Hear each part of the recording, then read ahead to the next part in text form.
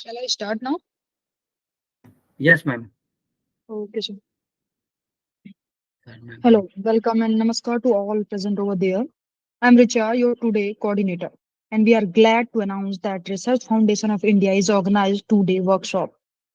And in the second day, our today topic is research paper writing, organized by RFI, Research Foundation of India. Now, our keynote speaker is Dr. Deepak Agrawal, sir. Dr. Deepak Agrawal sir is a doctorate in management along with masters in management and commerce. He initiated his career as a finance manager in a public limited company, looking towards public issue management and project financing. Later joined as a part of academic fertility having of 22 years teaching experience. He served various institutes in administrative positions. On his account of 45 research papers, 29 research papers were published in national, international journals, including 4 in Scopus Journal, followed by 16 research papers presented published in national, international conferences, having one book published on his account. The other credentials include development curriculum for finance in DABB MBA program as a committee member, research person for skill development at MSME, MDP, and FDPs, resource person for academic learning towards developing quality research papers in association with RFI, mentor for the Mahatma Gandhi Rural Education and Development Program, and key achievements are Certificate of Excellence from Sri Agrasen Club Award by Mayor of Indore in 2014, facilitated for PhD at PIMR International Conference. We welcome you, sir. Thank you so much, ma'am. Yes, Uh, should I start now? yes, sir. Yes, sir. Just please allow me 1 minute so I can open my presentation. Yeah, sure, sir.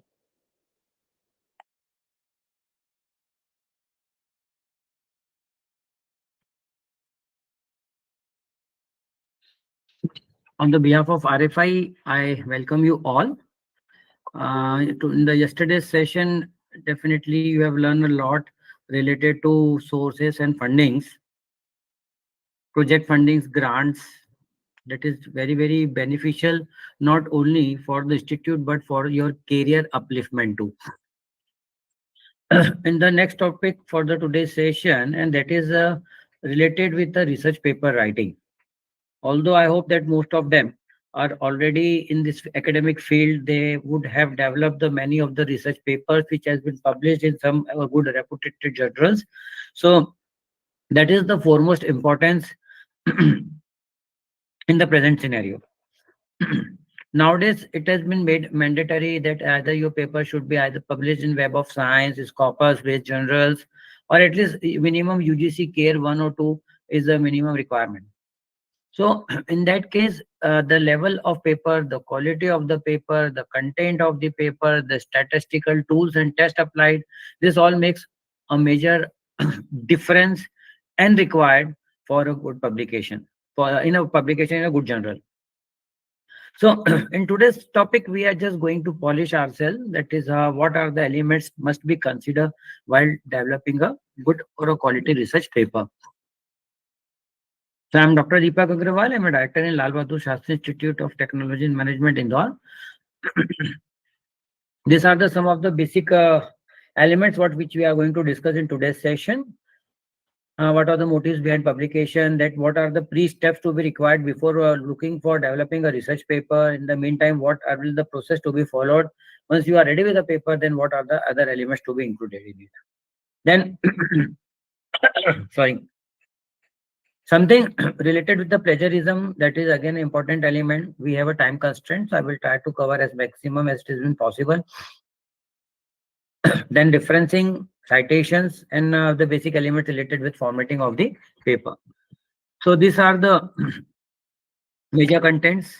Now, a question always comes to our mind that why to publish research paper? Why we need to get the research paper published? There are the many elements which are required for towards the publication of the research paper. The first point comes to our mind, and that is an academic necessity. Nowadays, it is mandatory that in order to fulfill the minimum API score is been required, or for the career advancement, the research paper publication is a mandatory. When we talk that at least at associate professor, the minimum resource required is 70 in API. For professor and directors, it is 120 as per recommendation of the UGC. So this score of 120 points cannot be achieved without getting your papers published. There are the six elements which has been defined under the API, and out of it, the first one is the most important, and that is your publication in the various research journals. Again, the things comes upon that is a format 2E is defined. There are the different marks or score is been allotted as per your publications, which is been provided at the end of the format 2E. So if you publish your paper as a single author, I'm not going to discuss much more presently over here. As a single author in double blind peer review paper, you will get a minimum score of 5. I should say maximum score of 5. Single author. In case if there are two authors or multiple authors, the score will vary as per the norms. Similarly, if there are certain norms defined, if there are the certain impact factor just between 1 to 3, 3 to 5, 5 to 10, there are the different scores are been provided for it. Impact factor based general. If you are a PhD scholar or MPhil scholar, again it is mandatory to get your paper published, because it, and nowadays it is mandatory to get your paper published at least in the UGC CARE journal. So two presentations and two publications minimum. So for career advancement, if you want to get promotions, then also it is required to get your paper published. Thirdly, just like for a personal interest, now it become a fancy that many of the corporate people, they are pursuing for the doctorate degree. Many of the times I have an interaction with them that why you are pursuing, what benefit you will get, because it is a basic academic requirement. We know it. Without PhD, we can't go. For publication of PhD, we need to get papers published. Or we want to grow to have API, we again need the papers to be published. So that is all for personal interest. They feel that by adding the word, the prefixing the word as a doctorate will create a better reputation in the market, and that's why. And some of the cases, the people love to do research, conduct research, and that is also the one of the reasons for the publication of the research paper. Fourth element, that is the research fundings. Nowadays, many, I hope that yesterday also you have gone through in the session that the governments, the agencies, the private sectors provides various types of funds towards the development of the research papers. But that should be in the interest of the society. Then only you can get the fundings. Simply drafting or getting a paper published without having any major contribution to the society, in those cases, the fundings may not be provided. So for research fundings, research publication is required. Review and interpreting own data and to compare the work of the others. Now, whatever is in your mind, you develop something related to that. Now, to authenticate your work, it is helpful to compare the work which has been done, conducted, presented by or published by some another authors, so that you can make a comparative analysis. Okay, you are in the right track, or actually are you contributing towards the society, or there is some lacuna. Next reason is feedback on the validity of your research approach. If you have applied some statistical test and you are having a result in your hand, to validate your work that it is authenticated or not, or it is acceptable or not, in those cases you get the research paper published. Normally, in such cases, they are to be known as the working papers. So whenever you go through this word, you must learn that a thesis or the research work is continuing upon, and due to this point only, the paper has been published.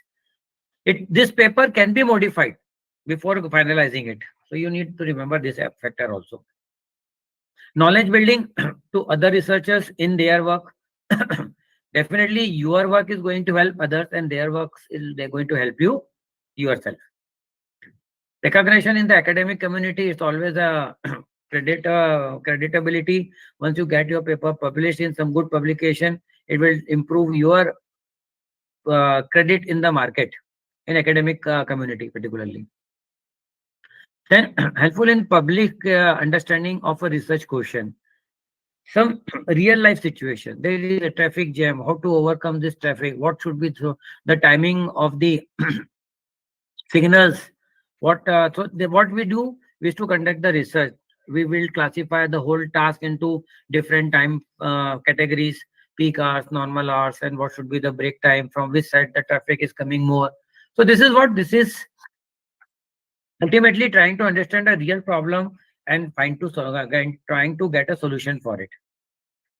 One final reason for getting the paper published, that is, it helps establishing you as an expert in the field of knowledge of yourself.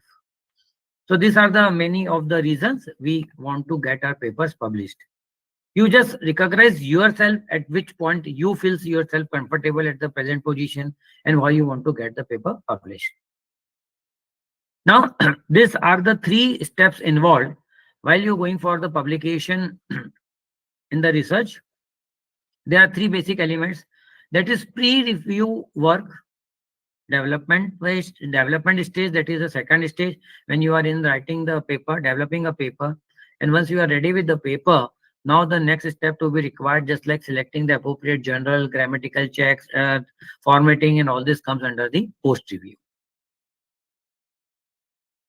So, if I once ask you over here, why to publish research paper, there may be a two-word answer, and that may be like building knowledge. Why we want to publish?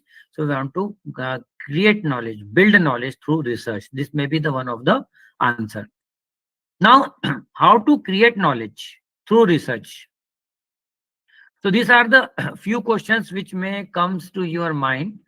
Number one, that is the biggest task, and that is where to begin. I just instructed my co-faculty that I want to get published research paper within 3 months from today's date. The question is, sir, what to do? Which topic to be selected? For that, you again need to research. So where to begin? There are many steps to be followed. Then these are the some of the points. Choosing the proposal team. In case of multiple authors, you need to decide that which team will be more suitable to you. Recommended reading, developing your program design, how you will proceed, writing the front matter and the executive summary, producing your proposal, indexing, and detailing about the authors. So these are the basic steps required once you want to create the research. So let us go. The question comes, where to begin. The first steps comes to the mind from where to begin, and that is in the form of generation of the ideas. Now, where an idea can be generated, is there any time frame defined for it? Answer is no. The ideas can come from anywhere where which you when you lives in the society. It is just like developing a content for a movie on the basis of some current topics, on the basis of some topics. Just like many of the biopics presently are coming upon. They are getting some ideas. It may be imaginative. Don't worry about it. Just note down the points which comes to your mind. Okay, I would like to develop a paper on this, and these topics. The filtration will be done later on. So, the biggest challenge, what I presume, before developing a paper is generation of the idea. The next challenge will definitely comes once again, that once you are in the process of developing a paper, many of the time you think that okay, this topic is not suitable for this content. There is no harm in modifying the title of the paper. If your paper is moving in the different direction what you have planned to do so, and if you think that that direction is justified, in that case you can modify the title. But this is not possible in terms of while you are pursuing with your thesis writing, that is PhD work. Whatever the title has been approved, you can't make a single change, even for a dot, you can't do it. So, generating an idea is the biggest challenge. These ideas can be generated through various steps involved in it. So, while generating the idea, we need to focus upon two basic elements for whom you want to develop a paper. Number one, that is the writer's orientation, ourself, and second is the reader orientation, their self. Now, once you are in the writer orientation, you will try to incorporate your own thoughts. Okay, I want to develop a paper which has been related towards one technical problem related to share market.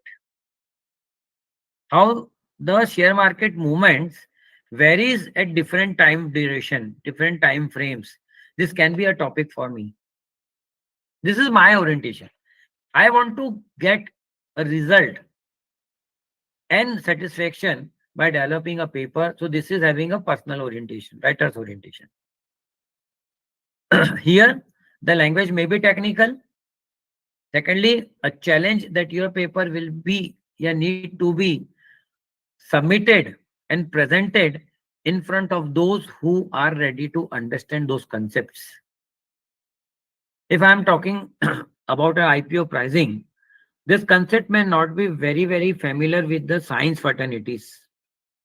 So for them, this orientation is having of no use. But if it belongs to the same finance area, commerce side, definitely they all are understandable about it. So think upon writer's orientation, what exactly you want to do, or the reader orientation. It is in the similar manner. A film is been produced for the satisfaction of the either producer or the director, basically producer.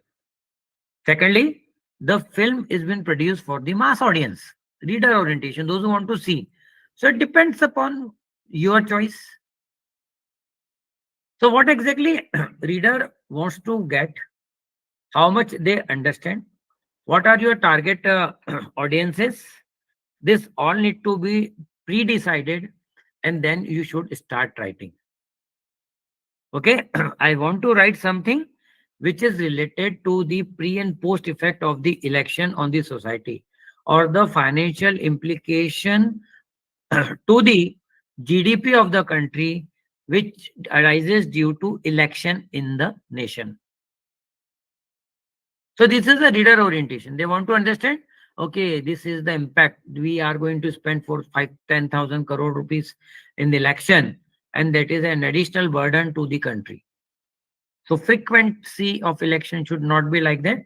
Whatever has been prescribed by the act, it should be followed in the same manner. That is, in every 4 years, if it is decided, it should follow in the same thing. So where to begin? The answer to that, we should think upon writer's orientation or the reader's orientation. Proceeding that, continuing with the generation of the ideas, we will try to keep track of your ideas. That is, you whatever comes to your mind, you should note it down. Earlier, at least we people, our generation, were having a small diary, pocket diary, always in their pocket. So whatever the things comes to mind, we always note it down, and then it has been transferred to the diary or in a copy at home. Nowadays, all types of softwares are available in mobile. Everything can be done with the help of a mobile. So there are the few types of options available. Just any idea comes to your mind, you can simply put down in the form of Evernotes. It can be notes. You can keep templates like things, or even you can include the yellow project status report. Something can be developed to keep track of your ideas. Second generation step is required, that is observe the world around you. I just quoted an example of the movie industry. What they used to do, they used to track what is presently happening in the world or in the nation. So whatever is been nearby you, you can be inspired and you try to develop it. One more thing, we should always focus while developing a paper, that you should, rather than approaching with a macro ideas, initially you may start with that, but you should always end with the micro idea. Ultimately, your research paper should based upon the micro elements and not on the macro elements. Just for example, if you want to understand the eating habits of the people within an age group of 18 to 27, then the whole world is in your hand. Here about 6 Arab people are there. 1 Arab 140 crores approx are in India. So is it practically possible to conduct the research at this macro level? No, it's not possible. So we can filter it out. What I can do or we can do, just like I will try to reduce my search area and I will just focus upon the Madhya Pradesh because I belongs to Madhya Pradesh and it is approachable to me. But I'm not sure about the population of the state, but I think let me assume somewhere around maybe 20 crores, something like that. Again, it's not feasible to go ahead with this 20 crore people. I again need to filter. I will filter down to the district, Indore district. The population of Indore district is somewhere around 50 or maybe 60 lakhs. Again, I will filter out because the data is too high. I will restrict to Indore city. That makes somewhere around 35 lakh people. Again, I will restrict on the basis of various demographic characteristics, male, female, age factor, income factor, and so on. So that I've reduced down the population size from 35 lakhs to maybe 2 lakhs or 3 lakhs. Practically, again, it is not possible to have a data collection of all these 2 lakh people. So we will go with some set of sampling methodology. Normally, commonly we are use the word random sampling. There is subdivision. So this is how we need to shift from macro to micro. It is just like a funnel. It's open very wide up on the top and it will be going to reduce at the filtered at the smallest level where you can authenticate your work and practically it is possible to for the data collection. Then break your routine. See, biggest challenge comes to all of us, and that is that we do not have time. We are busy in our life. Definitely it all with us. Even I need to conduct a session in office hours. I am having not a single second free. So generally I used to start working at 10:30 or 11 in the night and try to work in the late hours. This is the only time available with me. So break your routine. You need to get down the time for your work. And once you are a scholar, PhD scholar or maybe MPhil scholar, it's really become a big challenge. So you on the daily basis, it is recommended at least you keep on writing 1 page or 2 page so that your work will gradually keep on moving. Don't be afraid about the trial and error and the failure. Failure always is a part of success. So keep experimenting. Initially, don't hesitate and don't worry about the results because you are in the still in the trial period. You are in the process of generating an idea. You need to just identify the feasibility of your idea, and that is possible only with the help of the trial and error. Try to make connections with the related people. Contact them from where you can get down the information. There may be n number of sources. Start with your colleagues, then your campus, university, academic fraternities, social platform just like RFI, what it has been providing to us. Social platform is a big platform nowadays. Then try to connect with the other universities if feasible, and even you can proceed towards the foreign countries. Just go through, send a mail. Probably you may receive a reply from them.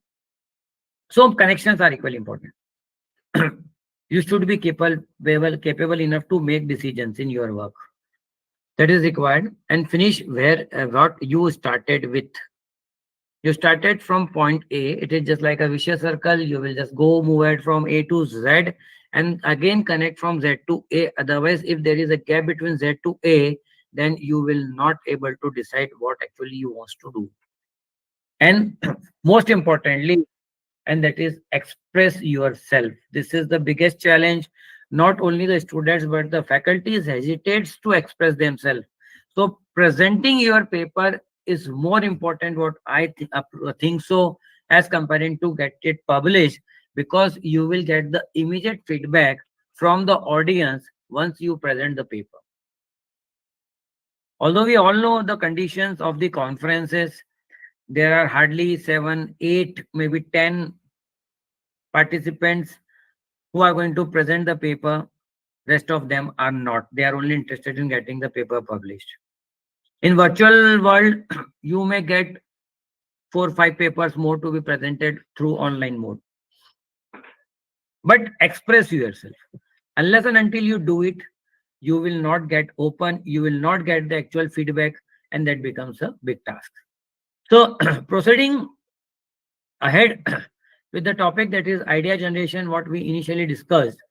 So, with the words of Peter Elbow, the consequence of writing is that you must start by writing with the wrong meanings in the wrong words. I already discussed, and but keep writing.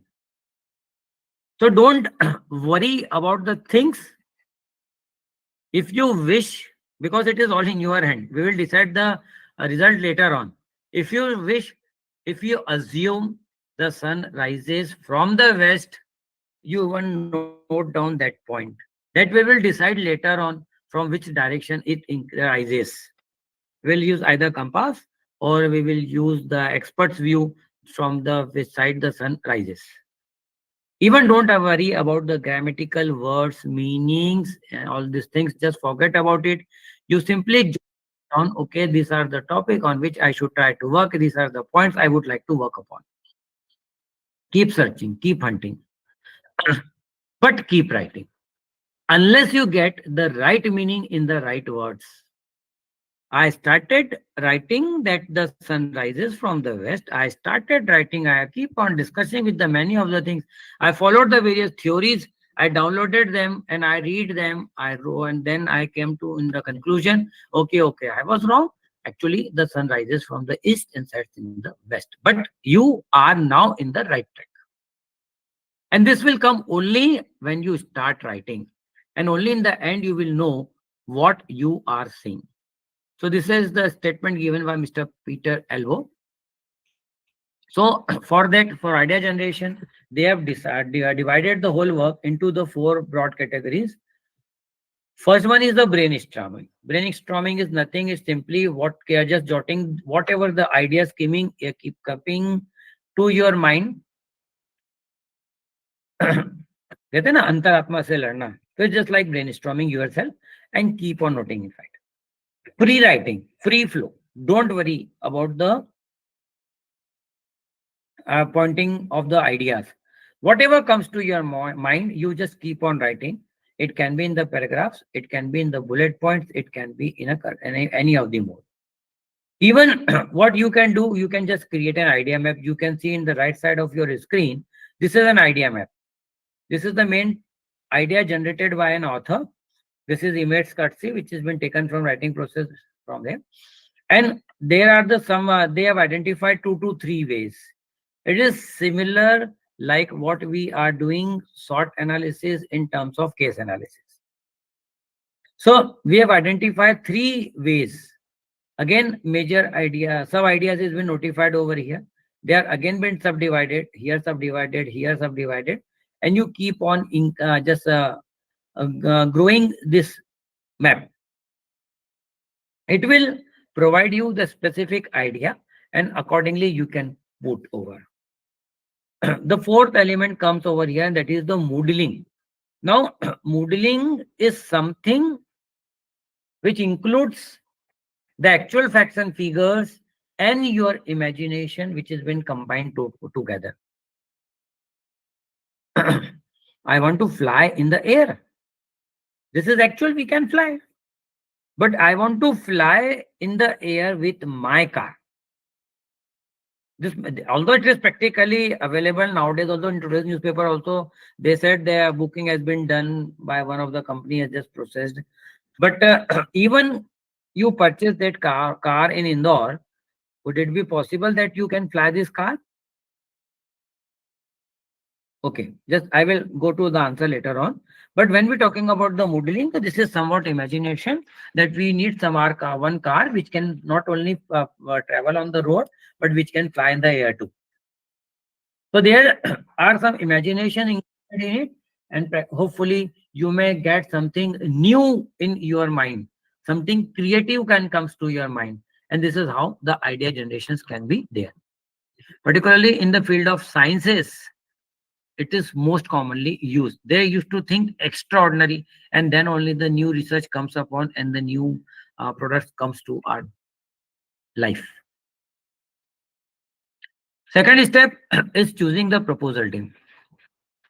Rather than focusing just like an ekla chalore, it's better you should always work with the help of a team. So you need to develop a proposal team. Again,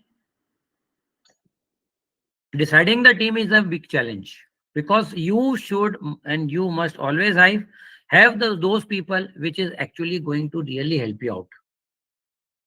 So it is a proposal. That proposal team can be in four basic elements, can be divided into four basic elements. Number one, that is first of all, it is the author's description. That means what actually the authors wants to be.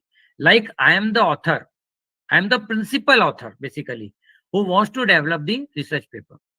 So what I will try to do, I will try to identify a principal investigator. It is just like a director of the whole of the movie. Principal investigator. He will decide, he will finalize, he will go through, okay, these are the final outcomes to, which we are expecting. Then, if it is a big proposal, you need various assistants, research assistants. They are trying to support you, they will work for you. There need of research associates.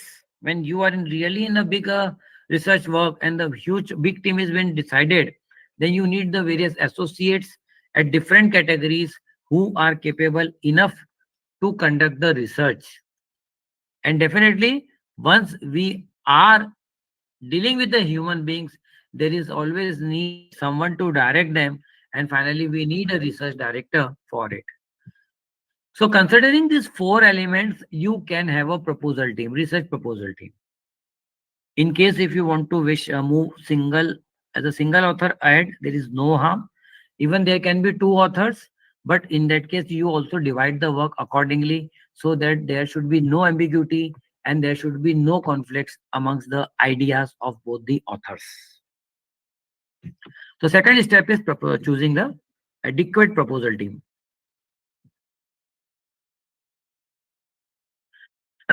Next steps comes, and that is the identifying the resources from which you want to develop, because an idea generated to your mind, you need to check out that available literature on this particular topic.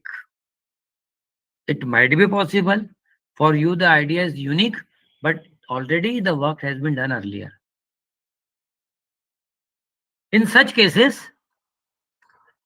we need to find out the resources through the various available elements. The first one is the library subject databases. So first of all, start hunting your library, check it out there some things are available there or not. Then search the books. In the present scenario, the students they have stopped reading the books. They either rely on the guides available, and secondly 100% on the online resources. Whatever assignment you give them, they will simply Google it out, copy, paste. Even they can write in their own handwriting, and they will submit it out. And rest of the thing, the AI has been fulfilled for them. So books can provide you a in-depth knowledge about the topic you want to or you wish to develop. Then finding journal articles, just go through the various journals available, magazines available, newspapers, articles available in your library. You will just read it out, you may get some contents. Then moving to the theses and dissertations. Earlier it was a big challenge. Initially at my stage, my PhD stage, I researched the university and the central library was having a data which was somewhere around, I think, 10 or 15 years old at the time of my research period. So during this 10 years or 15 years period, the no thesis was available in the library. But nowadays, you have Shodh Ganga, you know it very well, UGC. You can access papers on the thesis on the related topic. ProQuest has been there. They are authorized publisher of your research work. They are having a tie with the UGC. So these are the two basic, I should say, the area where you can guide the various theses on them in the soft copy mode. And most importantly, that you can freely download those contents from it. Next, finding through other electronic material, you know it nowadays. That is the one of the easiest way. Simply just go through the Google and you can get the information, and you can collect them and you can use it. But again, the various copyright challenges comes to your mind.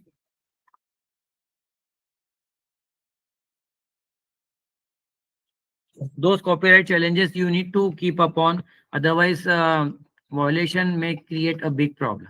Next is finding legal information. Before proceeding, you need to identify what are the legal consequences applicable over it. Do we are we allowed to use those contents or not? What are the freely available contents where the permissions has been required? These all things are to be focused. Next is evaluating your information. Whatever information you have gathered, evaluate the authenticity, permissions, and all of these things. Then after collecting those information, it is necessary to manage your references and resources. Just like for my research work, I have collected in various time duration were total about 300 research papers. And if I if I put it in a single folder, it would be very, very difficult to identify and to analyze in the near future. So there are various modes what you can do. If you are already having certain idea, or if you are in the mid period of your research work, you can just either group them in terms of objectives or in terms of any demographic characteristics. Maybe just like international publications, national publications, there may be subdivisions. So maybe related to your research questions. This is how you can bifurcate those references so that it can be easily accessible in the near future. And you keep on modifying these contents with time. Keeping up to date with your research, you should be always updated. You have started long back in 2018 with your research work. You are expecting to get it finished in 2020. Due to COVID, it was not possible. The work has been now extended to 2014. So approx 6 years has been passed upon. The data which you initially collected in the previous years, 2015 to 2020, is now old. So even once you have not finished with your work, in methodology, you can redefine the time duration. If you want to stick for 3 years, the latest year data is more suggestible. If you can extend the period, it may be 5 years, 7 years, 8 years, that is suggestible. So keeping up to date with your data. Above all, plagiarism is the important element. You know, 10% is the minimum criteria before submitting your thesis or dissertation. So your work should be less than that. Even when you are sending your paper for publication, they used to go with the plagiarism check. And if your level is high as per the standard guidelines, that is more than 10%, the paper may be rejected. So there are various free softwares available where you can analyze them. There are various online softwares, paid tools available. And if not so, if possible, go and access your university central library and you can go through with the plagiarism. Whatever the contents you have copied from the other works, that should be cited. That means in text citation should be there, to be followed by the referencing at the end of the paper. So these are the some of the recommended resources. You can take the screenshot if required. Now, let us move to the step 2, that is in the development phase. And during the development phase, you need to develop the process in the form of program design. I hope many of the times you have gone through any of the paper or the thesis with the help of the flow chart. They have defined the whole thing, how they proceeded in the rest of the thesis. So there can be a flow chart. If not, so you will define in the organization form. We are going to discuss with chapter one this, chapter two this, chapter three this, and so on. So this is your program design. Even you can even define the time frame to get your work completed. Writing the front matter and the executive summary is also the important element to be work in this part chapter. Now, what are the steps involved while developing the content? There are various modern ways through which you can develop a research paper. But this is a one of the empirical, that is a traditional step which you can see in this present chart or a graph. These are the standard form lines we normally used to proceed with that. There is as such no restriction. You can modify as per your requirement. So first is the title of the topic, the specific way to write. Abstract writing. Abstract is a summary or short summary about your work written in a very stimulated manner and a specific word limits. Third is the introduction. Everything varies in terms of research paper. It will be short, maximum 1 page or 1.5 page. In terms of a dissertation, it may be much more. Depends upon the topic of your work. Then the next steps comes, that is the literature review. Writing a review is again a style. It is a art. My suggestion: you should always develop at least one research paper on the literature review. So you will have one good quality publication, and secondly, you will get a better idea how and what we should do in our research work. Now, once you develop a literature review, you will identify the literature gap. So that gap must be mentioned in this chapter, and along with that must be followed with the rationale of the study. Why there is an existing literature gap that motivates you to conduct the research on this existing topic. So now one more thing you need to remember is that literature gap may not be really happens, but to there is a limitation to the number of papers you have accessed. You have gone through 10 papers.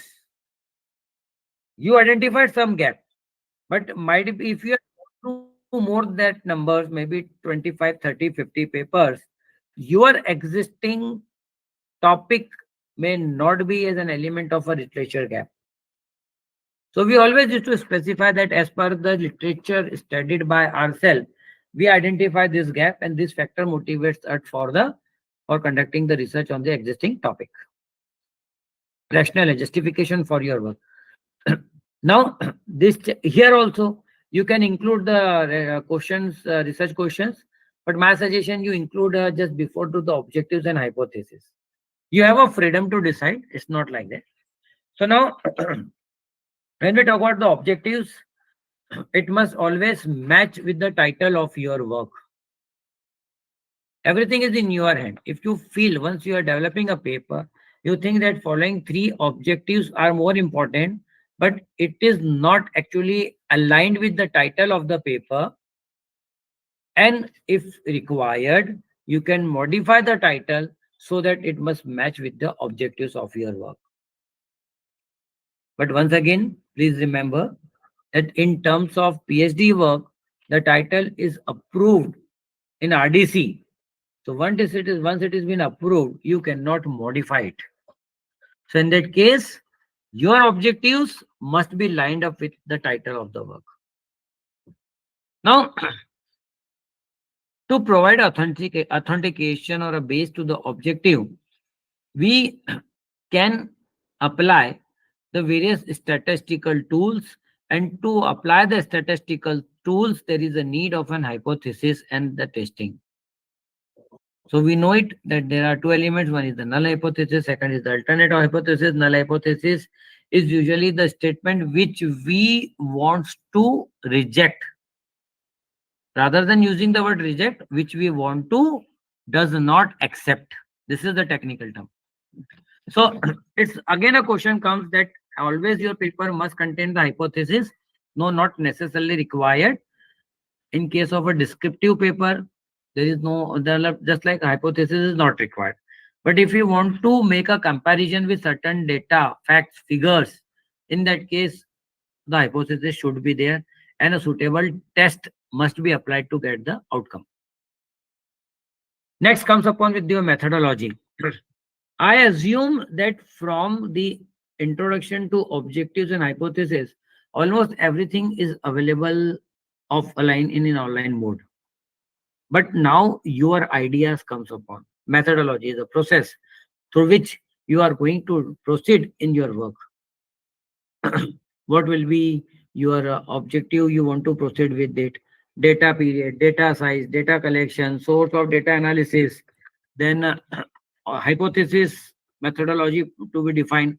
Whatever the steps you are going to follow in your research must be defined and elaborated in the methodology section. Coming back to the point, once you are developing a paper for yourself, you may be a technical guru in your area, but the audience who are going to read or listen may not be so much technical expert. So, my suggestion, just like if you want to apply the T test, you have given the formula of T test and you just free it off. Say, okay, chalo ho gaya, yahan pe kaam karta hu. But the students who are reading your paper, or maybe the research scholars, they may not be suitable with this model T test. So they may not understand. So what we should do, don't worry about the length of in this particular area. You define the steps and sub-define the steps related with the T test or the any statistical tools. What are the basic elements? There may be sub-formulas that should also be defined. Once it has been clearly defined, it will helpful for the layman to understand and try to implement those steps in it. Earlier, everything was to be done manually, so it was a more challenging. Nowadays, all types of online, offline softwares are available. What you will do, you will simply input the data in your software Excel sheet, and you will apply the SPSS software, and within seconds, you will get the result for those tests. But the challenge is interpretation of that result. Anyhow, it's all upon your choice what test you want to apply and it or not, and whatever the tools you want to use it for. So methodology should be very, very clear. It should contain each and every element. If required, you can modify before submitting of your thesis. Next, just like you have defined everything, now we'll proceed with the findings and discussions. Whatever, sorry, result section where I have missed it out, there will be the results, findings, and discussions. So, whatever there are outcome of your research comes in the form of results, and the justification of the results comes in the format of findings and discussions. So, in few cases, you can merge results and findings or outcomes. Discussion can be a separate chapter. Discussion, my suggestion should always be objective based. For objective one, we have having this research question. We were having applied with this technique. These were the results, and these are the results to be discussed and compared with the other authors. So this is your importance, your work's importance comes upon. Next, that is suggestions. Whatever you want to suggest must comes in your from your mind, from your heart. Then scope for further research, no research has been completed unless and until we do not provide a platform for the further research. It is just like a horror movie with part 1, part 2, part 3, and part 4. You know, Bulbulaya 1, 2, 3, Steve 1, 2, 3, and so on. So there is always an scope for further research. You can't say that now the research has been completely closed and no work to be done on this topic. Something new will come upon. There is a ray of good hope. So you need to provide the scope for further research, at least to for whom it is applicable and for the future researchers, both of it. Conclusion, your work must always end with a conclusion, even in the terms of research paper or maybe any type of dissertation work, it should always end with the conclusion. Again, conclusion can be objective wise or it can be in the few paragraphs about your the whole of the work. Finally, to be provided with references and appendix. In brief, about the title page should be very, very clearly defined. It should be always in the capital format. You can see. Please avoid using inverted marks. That is, do not put quotations before and after of the title. Do not underline the title. The proper name of the authors must be shown along with their affiliation. There are the two ways. Just like this is the first author, I put a asterisk over there, and the affiliation about this author has been showed over here. Okay, this is not updated, so I will update it definitely. And in case of two authors, the second author name will be here and second author's affiliation is here. There is another style, just like first author, and this affiliation you see at the downside of this slide can be put it over here in bracket. So you need to decide as per the journal's guidelines where you want to get your research paper published. So this is the title. Second element comes and that is an abstract.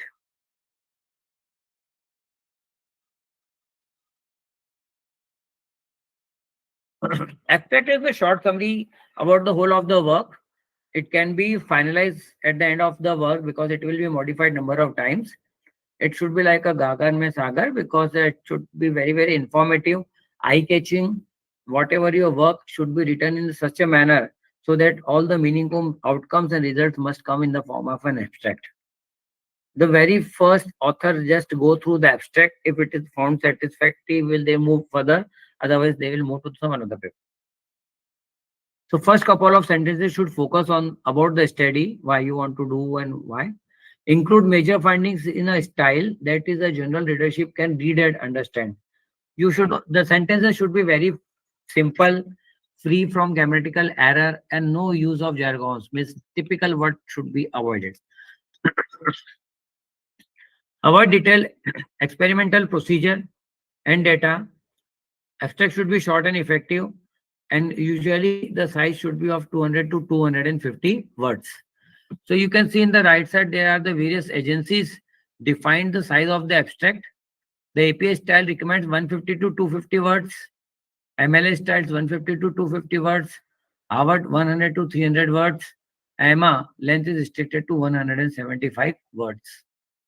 So 2 to 50 words should be the maximum size of abstract writing. You can just go through this example. It includes and you can even include citations if required in this abstract writing. There is no harm in it. Abstract must always followed with the keywords. Keywords are the optimization words which are used in the search engines. It will help to number one, provide information related to this keywords in your work. In this particular paper, we are focusing upon which elements? That is women empowerment we are talking upon. We are talking upon self-help groups. 1 crore SHGs, 1 crore female workers they have been benefited, and the target is to have 3 crore female workers who are operating in the form of SHGs. So this is the long back we have developed the paper on this particular topic. Third element, that is socio-economic development. So what this provides basically an idea to your work. So it should be interesting in order to get the go through the details of the work. Abstract writing. These are the some key elements you must memorize. That is creating first draft, extract the objectives of the paper, introduction, highlight the methodology, bracket the findings, outcomes, combine into single paragraph, provide research keywords, delete extra words, etc. Other points must be considered. So you must create a first draft. Don'ts of writing an abstract. Do not avoid writing information that is not in the original paper. Do not include anything which is not included in your paper. That should not be there. Do not add abbreviations until a team appears 2 or more times. Terms appear for 2 or more than 2 times. Skip background information, detailed methodology, and literature review. Generally, because there is a limited times words available, so you should always try to avoid the detailing about each and everything in the abstract writing. Omit bibliography, citation, reference, graphs, and tables. And revision and editing is a continuous process that you can always do it unless and until your paper has been submitted.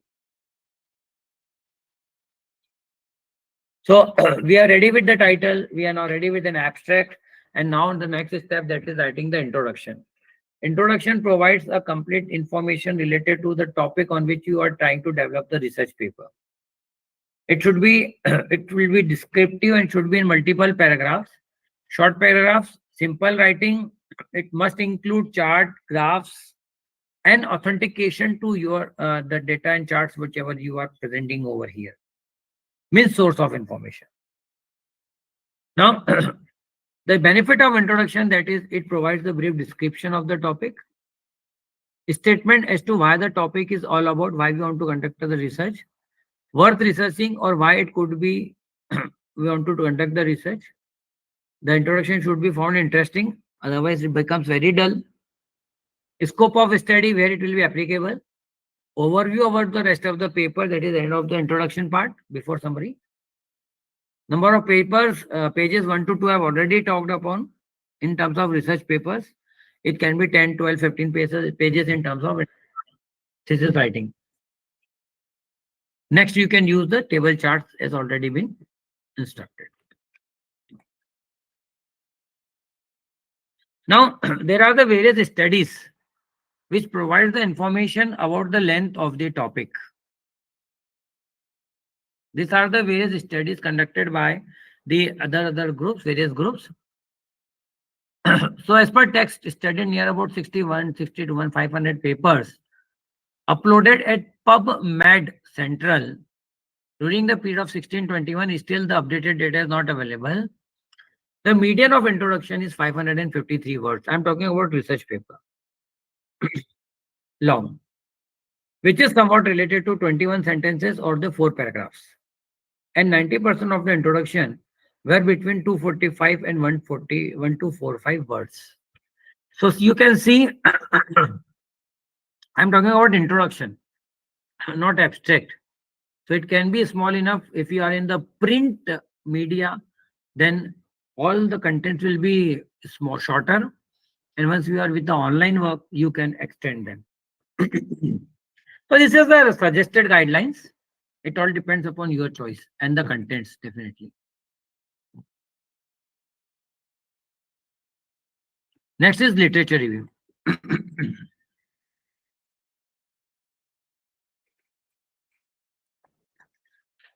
A review is something analyzing the works which has been done by someone else or others. It provides two benefits. One is the authentication to your topic, and it provides an additional view to your work so that can be or you can adequately incorporate in your research work. So a review is an assessment of literature and provides a summary, classification, comparison, and evaluation. Now, selecting the appropriate research papers under literature review is big and challenging along with the time consuming task. So this is why you can catch the content from the abstract. If abstract is catchy, definitely it will provide you the complete idea about the paper. You will decide that we should move further or not. If you think that this paper may be helpful, you simply download and put it in a folder. Read later on. And while after reading later on, you can decide which are the contents which can be included in your work. But you cannot 100% copy paste the things. Secondly, citing them is mandatory. Original source must be defined, and it should be the whole of the content must be written. It must be rewritten in your own words. Simpler, I should say, it should be paraphrased. But the original meaning must not be left account. Now, extending to the same, that is why the review has been required. So number one, I've already discussed to identify the work done on the similar topic, to get into insight of the proposed research work, to enhance the knowledge in your field, understand the various tools implemented in the studies, and to identify any existing gap in the work. I've already discussed. That's why I'm not getting in much more to this point. So you are ready with chapter 2. Now you are moving towards the objectives and hypothesis. What are objectives? Objectives are the statements which provides a justification to your research title, which you want to conduct the research and to get the real outcomes from it. So what is required must align with the title of the paper. Objective will never be in the interrogative sentences. Question mark form में कभी भी नहीं होगा. There मतलब suggestible there can be 2 or 3 major objectives. Do not keep too much of it. But there can be many of the sub objectives. Maybe 10 sub objectives if you think. But don't forget that whatever objectives you are using, even the sub objectives, they must be thoroughly discussed in the discussion chapter and must included in the conclusion part. So it all depends upon the author's choice to have the maximum number of the objectives. My personal suggestion 2 to 3 is more than enough even for your dissertation work, thesis work. Objective always starts with the words like to determine, to investigate, to assess, like that. These are the some commonly used words. They always start with the word to. Right? To will not use while you are defining the title of the paper. A and such type of words are used over there. So to access, to describe, to investigate, to explore, to characterize. These are the general way. Specific to identify, to define, to estimate, to determine, to develop, to demonstrate, to compare, to classify, to measure, and to examine. So this is how you can always prefix with an objective, and these are the words which you can use while defining your objectives. Next comes is hypothesis. It is a formal statement that present in the expected relationship between independent and dependent variables. So it provides a relationship between the 2 variables. Okay, one is the independent, which does not affected by anything, and second is the dependent variable, which has been dependent upon the independent variable. So once again, the objectives must align with, the objectives mostly adopted in primary research. Formulation of a hypothesis is an art you need to learn. Frame the hypothesis in a format that is testable, मतलब that some test you can apply and test the hypothesis. I'm not getting in much detail about it because time is already a big constraint. I already crossed 1 hour. So there are 2 types of hypothesis. One is the null hypothesis, which we usually does not want to accept. And secondly, alternate hypothesis, which you usually wants to accept. But not necessarily if null hypothesis is accepted, then it must be accepted. That is all. Methodology comes way which provides the specific techniques to use to identify, select, process, analyze the information. You must define the approach, describe your method for data collection, data analysis, and evaluate and justify your methodological choices.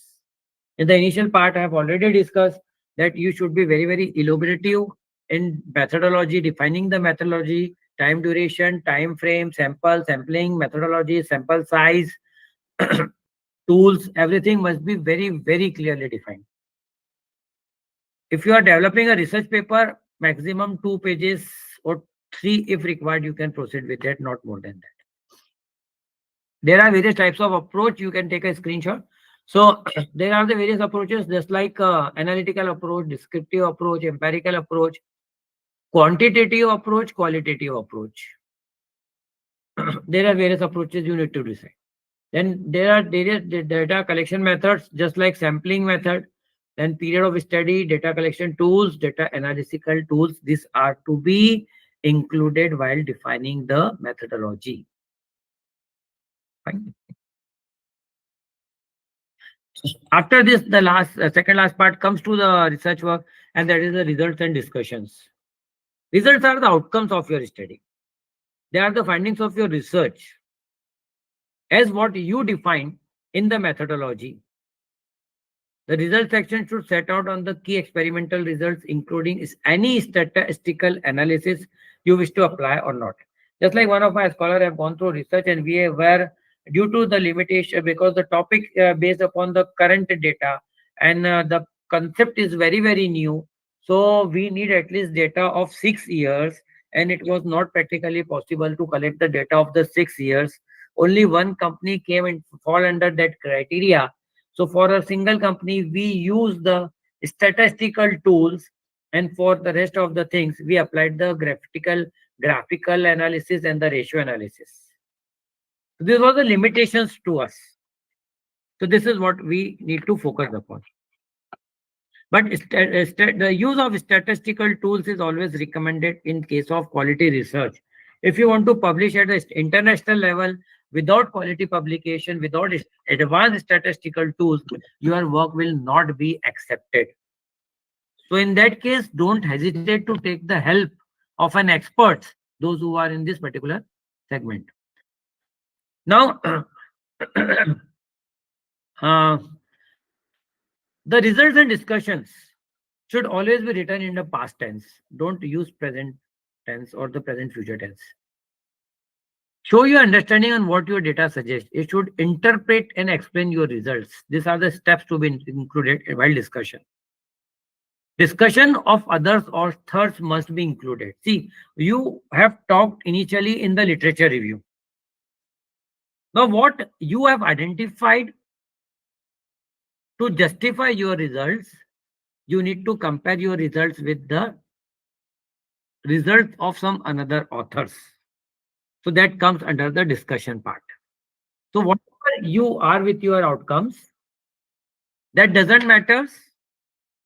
Your result matches with the outcome of the other authors, or even it does not matches with the others authors. That doesn't make any differences.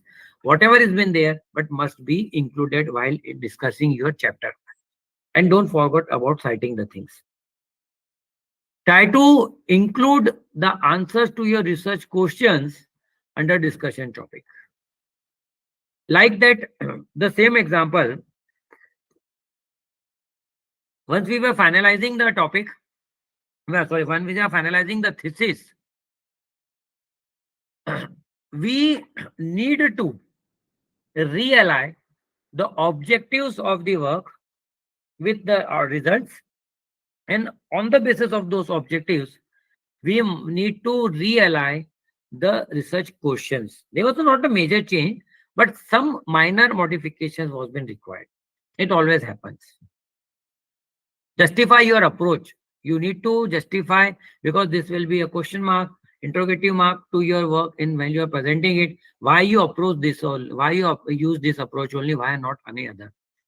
Critically evaluate your study, and the discussion sector therefore need to review your finding in the context of literature and existing knowledge about the subject. So your discussion and results must align with the objectives and the available literature which you have discussed in your work. Finally, your works comes upon with the conclusion. So what is the conclusion? Conclusion is simply the summary about the things what you have conducted in your research work. It is the finding and highlighting about the outcomes of your study. It is a brief summary which includes the key points, facts, figures which you would like to provide in your work. That comes in the form of conclusion. Now, conclusion can also be considered as a closing remark. Refer to the source qualifyinghealth.com. A typical conclusion is of a single paragraph consisting of 5 sentences, 130 words. Usually it has been recommended that conclusion should be in a single paragraph. But if case just like if you want to write a conclusion based upon the various objectives, that again will be in few paragraphs, but overall conclusion to your work will ends with 1 or 2 paragraphs in your research work. Especially the major of the concluding sections are either 1 or 2 paragraphs consisting of 3 to 8 sentences, that is 81 to 220 words.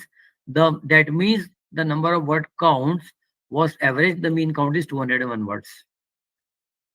So this is all a study which provides this information.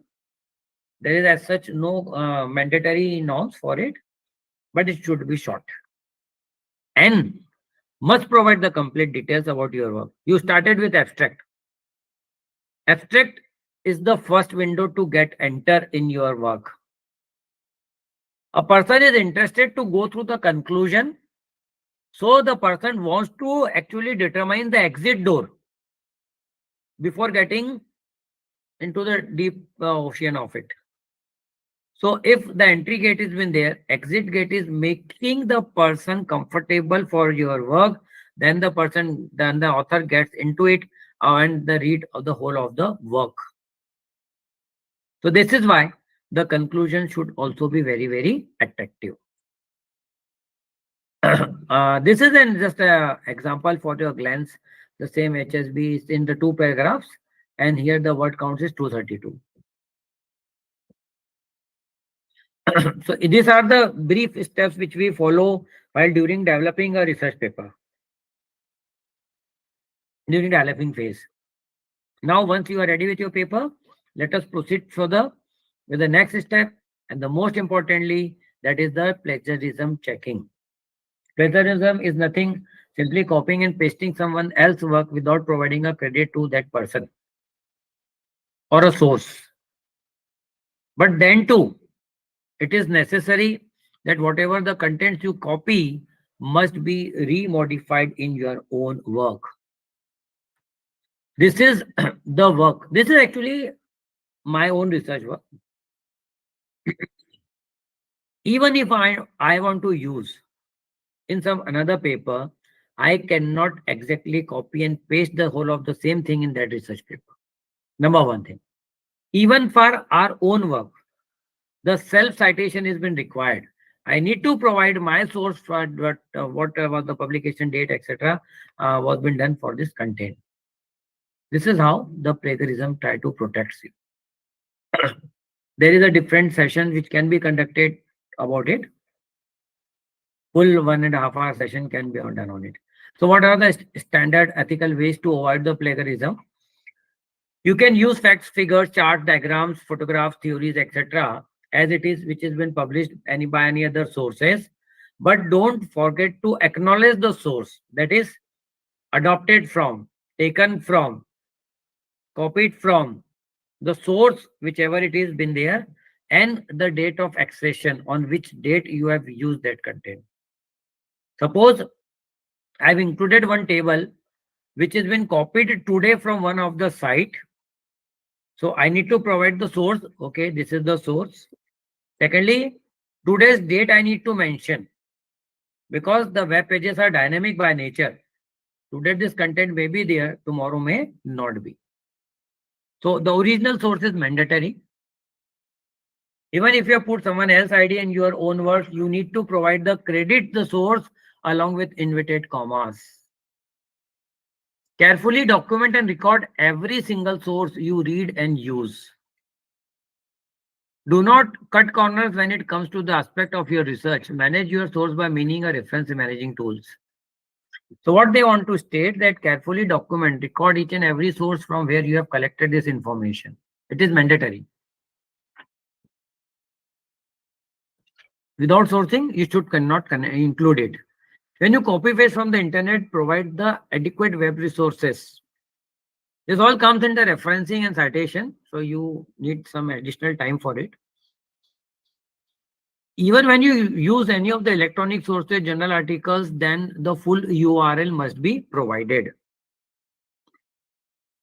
In case if you are not sure about the authentication of the source, you can simply Google it out.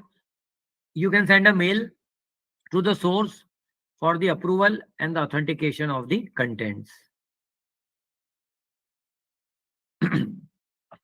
These are the some free plagiarism detection softwares, but I again do not guarantee about the authentication and the security of your data, because these are the free website tools.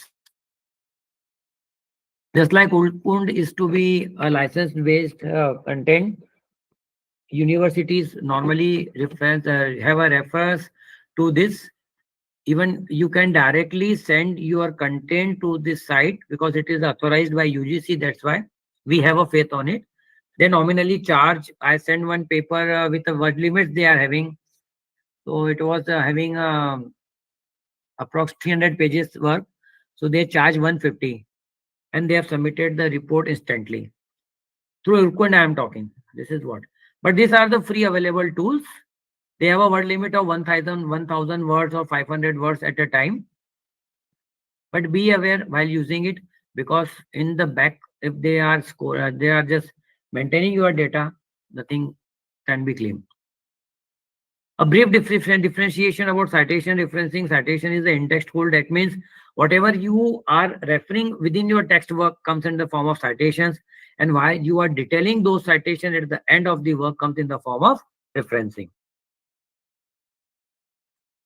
In a brief view, these are the examples of the citations. Citations are as per, this is as per APA style, American Psychological Association. Surname, year of publication, followed by sentence. Second way, sentence ends with the surname and the year of publication. If you want to include the page numbers, these are the way it can be included. Referencing consumes lots of time, and it is most important element for your research work. It should be properly cited. Otherwise, the paper may be written back to you. There are the various referencing sources. It is even available in the Word. So the styles just like APA, what I just told you, that is American Psychological Association. Very helpful used in psychology, education, other social sciences. Chicago styles, which is very commonly used in books, newspapers, and other non-scholarly publications. Harvard style, commonly used in many subject disciplines, particularly in management and other areas. There are MLA, which is commonly used in literatures, humanities, arts, sciences, etc. There are many more, which are some very common styles I have included in my presentation. Secondly, if you are having any confusion, so for citations, there is a source like Mendeley, you can download and you can use that one.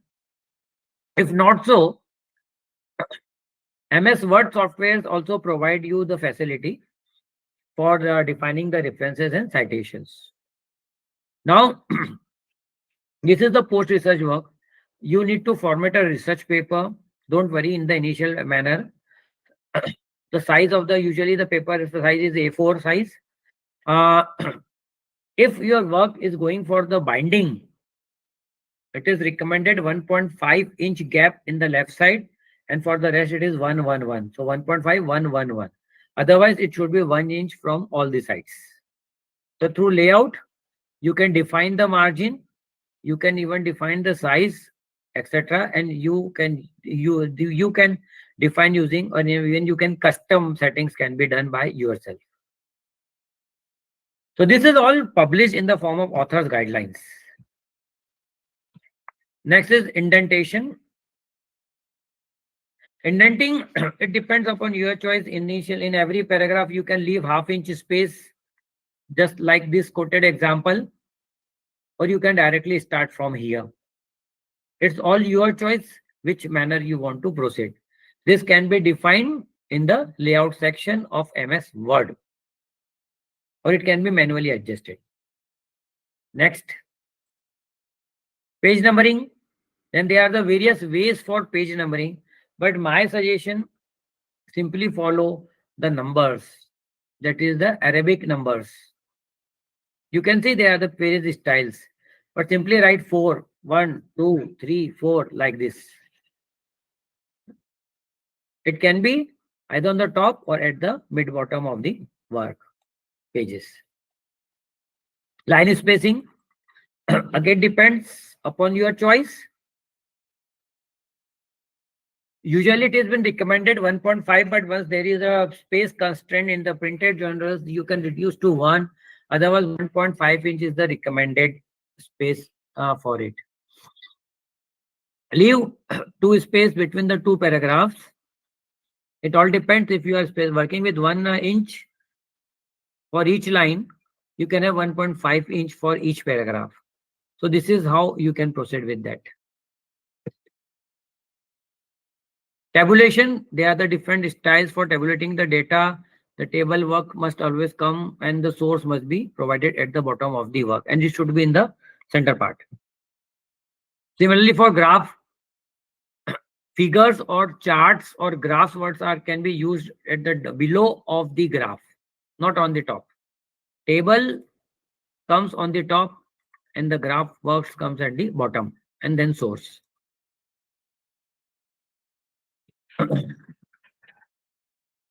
This is the use of active and passive voice in research paper writing. According to the survey of elsewhere, I hope you know it that a Web of Science is not taken care by the elsewhere. Is covering a survey of more than 10,000 researchers. 76% of the academics found writing a manuscript in English to be a challenge.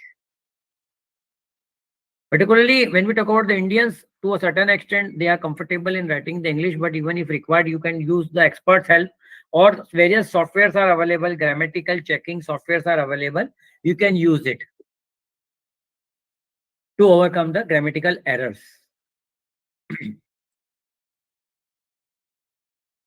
They have defined the source, how to use the active voice, passive voice. I'm just leaving it out. Again, these are the some of the free grammatical softwares available. You can take the subscription from it for your work. Grammarly, I use Ginger, and many of the softwares I have used, ProWriting, then or language tool, and many of them available. So you use just go with a free trial work and just decide which softwares provides you the best of the result, and you can work upon. You will get the better result only once you subscribe this softwares. Then selecting the appropriate journal for your research work. We have almost finished it off. Now it's a big challenge for the selection of the journal. We select with the, you need to decide that should we want to publish paper in the international journals or the national journals. When you talk about the national journal or any of it, you need to refilter from, even just let me assume with the national journal, we will subdivide the work. Just for me, I have subdivided in the management area. Then I've subdivided, that is I want to publish in the finance area. And in case I will search for the those journals which publish the financial papers. So subdivisions can be done, and then you go through the guidelines for that work. Just peer review is a process. Just leave it out because we know it that we publish once we submit a paper, there is a specific process to be taken care by the journals, and they follow those guidelines, and finally they provide the approval of it. Scholarly source, you can use the various source available. Just like who are the scholarly source, so they undergo review peer review process before they are published for the verification of your work. Ultimately, the once paper has been submitted by you, it's been gone through peer review process, and their under peer review, the paper has been sent to the experts. They go through the their knowledge, experience, availability, and the basic four elements they focus upon. Number one, that accuracy of the work, authority, no biasness should be there, and which is suitable to the the work has been suitable for the audience or not. On this basis, they recommend, okay, fine, this paper can be accepted or be modified or may not be accepted. After doing lot of these efforts, finally we come to the last stage, and when we come to know that your paper has been rejected, it is a great period of depression to us. So don't get depressed. Just find out the reasons. You can communicate with them that why the paper has been rejected. They will provide you the details. Obviously, they do it. Find out identify the ways, modify them, rewrite, try to resubmit. If they are not accepting that paper, don't worry about it. Try to locate some another journal and send that paper for the publication. If your level of paper does not matches with their expected level, so in that case, try to locate for the lower level of journals, which where you can get your paper published. Because I already told that if you are going with a Web of Science and all ABDC journal and such type of papers, journals, the level is very, very high. And it takes lots of time, maybe a period of 6 months, 1 year, or maybe 2 years to getting the approval, acceptance, or rejection of it. So don't get discouraged. Again, rethink upon, modify them, and again for the publication to somewhere else. Always try to avoid the dull paper. It should be at least catchy so that whomsoever is reading the paper must be interested that what is going to be happen. It is just like a suspensive or horror movie. What may happen in the next scene? Your paper should be so attractive so that it may create of the author of the uh, expert or the reader so that they can go on through it. This all comes with the experiences. So this is all from my side. These are the few resources which I have used in my presentation, and all the original images are subject to the copyright to their authors. In case if you want to copy it, please take the due permission. And this is all from my side. Thank you for patientfully listening to me. And the session is now open for the questions answers. Over to you, ma'am. Thank you, sir. Does anyone have any questions?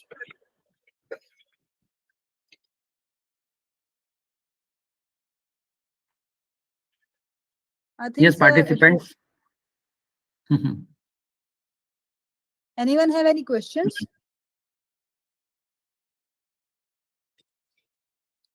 I think, sir, it was a very good program and we learned a lot from your side. Yeah. Yeah, Nikita is there. Nikita. Nikita, ma'am.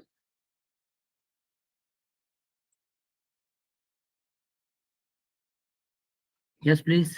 Thank you so much, sir. The session was really very informative for people like us who have just submitted the research work. And I'm really looking forward for extracting papers from my thesis. So this was really an informative session for me. Thank you so much. Thank you, ma'am. You can always communicate at given email address. In case I will try to answer your queries. Sure, sir. Sure. Thank you so much. Hello, sir. Thank you. I have one more question. I have Yeah. one question. Sir, I'm recently writing a paper. This is my first research paper. I'm in my master's. So I want to ask, should I go for a conference which is having a book chapter published, or should I go for a low impact factor journal? Ma'am, see, there are the two elements as per the when we talk about the API, there are different scores for it. If it has been published in a impact factor based journal, you are getting the higher credits in terms of presented in a conference. That is the one of the things. But you are just in a research work or research thesis work. My suggestion, you initially present your work in the conferences, because I told you, you will get the immediate feedback about your work. In case if there is some lacuna, you get have a time to modify and alter your contents or the research what paper you are developing. It will help you to open yourself. You can better communicate with your idea. So my suggestion, you first present in the conferences. Don't worry about it is published in the form of a book chapter. That doesn't matter. Definitely you will get a credit for that also. But you should always move ahead with the this conference proceedings. Thank you, sir. Thank you, sir. Sir, one more Actually, what has question. been seen, ma'am, nowadays that people hesitate because they have not actually devoted time for developing a paper. It's simply cut, copy, paste content. They do not have confidence. So they do not want to publish, present the papers. There is no confidence. They will definitely have some limitations. That's why people prefer to go with the print journals. Sir, one more question. There are few journals which are not Scopus indexed, but they are in their website. They are saying that they are open access journals. So, should we just consider them? Should we trust their sites, or we should just focus on Scopus indexed journals only? See, publishing a Scopus Index journal requires lots of expertness. If you are the first time author, then Yes. my suggestion it may require some time. Initially, you develop small papers and published in the few journals which is having of national interest. Once you develop a confidence, Then you move to the Web of Science, first way. Second way, either you identify the journal of your choice, download few papers which has been already available over there, and directly try to develop the paper as per their standards and norms. Most importantly, your paper should be 100% free from plagiarism. Second element, your paper must have statistical techniques and tools applied over here, and the interpretation should be very, very strong. If it is at that level, your paper will be accepted by the such type of journals. If not so, initially you go with the UGC care. If you are a PhD scholar, in that case, you need to get your paper published, at least 2 papers under UGC or Web of Science or maybe Scopus. That is a mandatory requirement. Yes. So you can decide as per your quality material. But if it is your PhD work, so definitely move with that. At least Scopus or move ahead with that those kind of publications. Thanks. Anyone else? Should we end with the session, ma'am, now? Suman ma'am is there, sir. Might be Yeah, please. some questions. Suman ma'am, are you there, ma'am? From which institute? No idea, sir. Okay, I think it's done. She's not available. Yes, sir. Thank you so much for joining us, everyone. And thank you to Dr. Deepak, sir. Thank you so much, sir. Thank you, ma'am. Thank you, all the participants. Thank you. Yes. May I leave now? Yes, sir. Yes, sir. Thank you Okay. so much, everyone. You can leave now.